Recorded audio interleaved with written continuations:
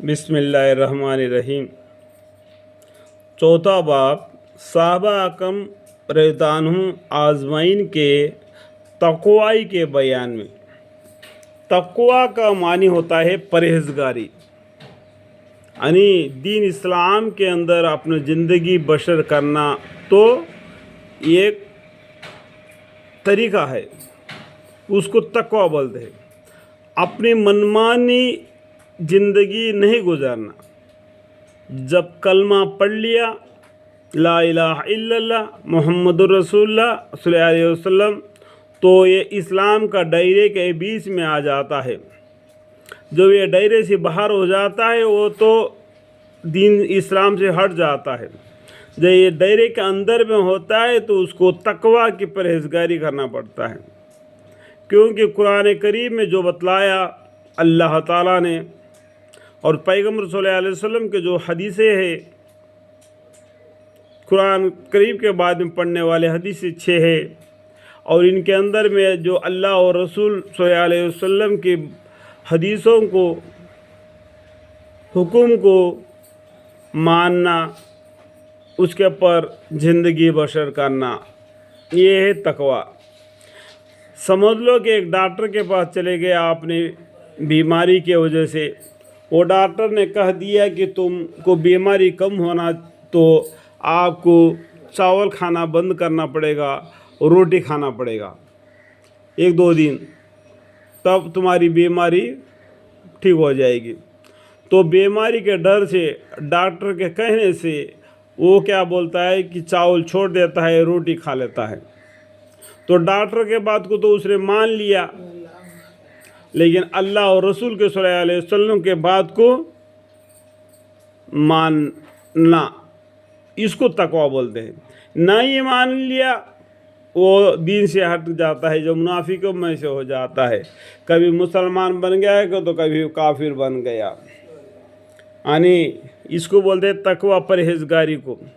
حضرت صحابہ اکرم کی ہر عادت، ہر خصلت میں اس قابل ہے کہ اس کو چنا جاوے اور اس کا اتباع کیا جاوے، اور کیوں نہ ہو اتباع مطلب کیا ہے؟ ان کا طور طریقہ پر اپنی زندگی گزارنا، یہ اتباع کا مطلب۔ اور کیوں نہ ہو کہ اللہ جل شانہ نے اپنے لاڈلے اور محبوب رسول اللہ صلی اللہ علیہ وسلم کی مصاحبت کے لیے یہ ایسی جماعت کو چنا اور چھانٹا، یعنی پیغمبر صلی اللہ علیہ وسلم اور اپنی جماعت امت محمدیہ کو چن لیا، پورے امتوں پر ان کو سرتابی دے دیا، ان کو چھانٹ لیا اللہ تعالیٰ نے۔ حضور اقدس صلی اللہ علیہ وسلم کا ارشاد ہے کہ میں نبی آدم کے بہترین قرآن اور زمانے میں بھیجا گیا، یعنی پیغمبر صلی اللہ علیہ وسلم نبی آدم کے اولاد میں سے ہے، بہترین قرآن اور زبان میں بھیجا گیا۔ اس لیے ہر اعتبار سے یہ زمانہ خیر کا تھا۔ یہ زمانہ کیا ہے؟ خیر کا زمانہ۔ اس سے پہلے امتوں کے ہمیں قصے کہانیوں کو سنیں گے، دیکھو پیغمبروں کو کتنا سمجھانے کے بعد میں، اتنا معجزہ آنے کے باوجود بھی وہ لوگ دین سے ہٹے رہ گئے۔ اللہ کے فضل و کرم ہے، آج دنیا میں کوئی پیغمبر نہیں ہے، لیکن ہمارے لیے ڈرانے کے لیے کون ہے؟ قرآن ہے۔ قرآن ہی ہم کو ڈراتا ہے، قرآن ہی ہم کو دین کا راہ بتلا دیتا ہے۔ اس کے بعد میں حضور اقدس صلی اللہ علیہ وسلم کے جو حکمیں ہیں، حدیثیں ہیں، وہ ہم کو ڈراتے ہیں۔ اس ڈرانے سے ہم دین اسلام کے راہ پر اپنا زندگی بسر کرتے ہیں۔ آپ سمجھانے کے لیے آپ موسیٰ علیہ السلام کا قصہ کا پڑھو، جو موسیٰ علیہ السلام کی رہنے پر بھی ان کی قوم نے کتنے غلطیاں کی تھی، کتنا سمجھایا، کتنا اللہ تعالیٰ نے ان پر مہربانی کیا۔ انہوں نے گوشالہ کو تجویز کیا اور سمندر سے ان کو پار کر دیا، پھر بھی نافرمانی میں مبتلا رہ گئے۔